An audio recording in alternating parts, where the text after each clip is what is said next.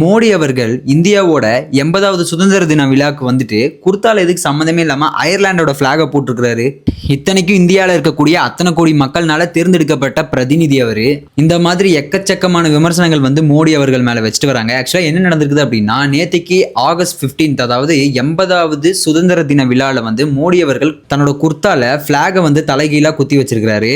ஏன்டா தெரியாம கொடியை குத்துனதெல்லாம் குறையா சொல்லுவ அப்படின்னு யாராவது என்ன பார்த்து கேட்டீங்க அப்படின்னா, இதுக்கு நான் எதுவும் சொல்லைங்க. இந்திய அரசியலமைப்பு சட்டம் படி தேசிய கொடியை அவமதிக்கிற மாதிரி, அதாவது இந்த மாதிரி தலைகீழா குத்துனா கூட அபராதமும் 3 ஆண்டுகள் சிறை தண்டனையும் வழங்கணும் அப்படின்ற மாதிரி அந்த சட்டத்திலேயே இருக்குது. இப்போ என்னோட கேள்வி என்ன அப்படின்னா, மோடி அவர்களுக்கு இதுக்கான தண்டனை கிடைக்குமா அப்படின்றது. ரெண்டாவது, என்ன விட்டுருங்க, வடக்கானுங்கெல்லாம் என்ன பண்ணிட்டு இருக்காங்க அப்படின்னா, மோடி அவர்களுக்கு டுட்டோரியல் கிளாஸ் நடத்திட்டு இருக்காங்க. எப்படின்னா ஃபிளாகை எப்படி கரெக்டாக குத்தணும் அப்படின்லாம்.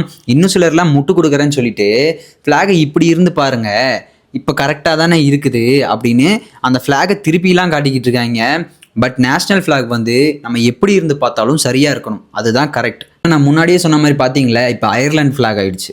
எங்களுக்கு புரிஞ்சு போச்சு, நீ காங்கிரஸ் தானே அப்படின்னு நிறைய பேர் சொல்லிட்டு இருப்பீங்க. அவங்களுக்கு நான் என்ன சொல்கிறேன் அப்படின்னா, அவங்க அதை விட கேவலமான ஒரு விஷயம் பண்ணியிருக்காங்க. என்ன அப்படின்னா, வந்தே மாதரம் பாட்டு பாடுறப்ப சோனியா காந்தி அவர்கள் என்ன பண்ணியிருக்காங்க அப்படின்னா, பாட்டை நிறுத்த சொன்னதா ஒரு இஷ்யூ போயிட்டு இருக்குது. அதுக்கு சோனியா காந்தி அவர்கள் என்ன சொல்கிறாங்க அப்படின்னா, மல்லிகா அர்ஜுனா கார்கே அப்படின்றவர் தான் இப்போ தற்போதைய காங்கிரஸ் கட்சி தலைவர். அவர் வந்தே மாதரம் பாடுறப்ப ரொம்ப நேரம் நிற்க முடியாமல் சிரமப்பட்டதாகவும் அவருக்கு சேர் ஏற்பாடு பண்ண சொன்னதாகவும் சொல்கிறாங்க. இதுக்கும் நிறைய பேர் எங்கிட்ட வாய் பேசுவீங்க. என்ன சொல்லுவீங்க, அவங்க வயசானவங்க, மேபி அவங்களால உட்கார முடியாம இருந்திருக்கலாம், அவங்களுக்கு உடம்பு சரியில்லாம இருந்திருக்கலாம் அப்படின்லாம். அதுல என்னோட கருத்து என்ன அப்படின்னா, 80வது குடியரசு தின விழாக்கு சேர் கேட்டா என்ன பண்றது, அதுக்கு அவங்க அந்த விழால கலந்துக்காமே இருந்திருக்கலாம்ல. இதுல உங்களோட கருத்து என்ன அப்படிங்கறத மறக்காம கமெண்ட் பண்ணுங்க.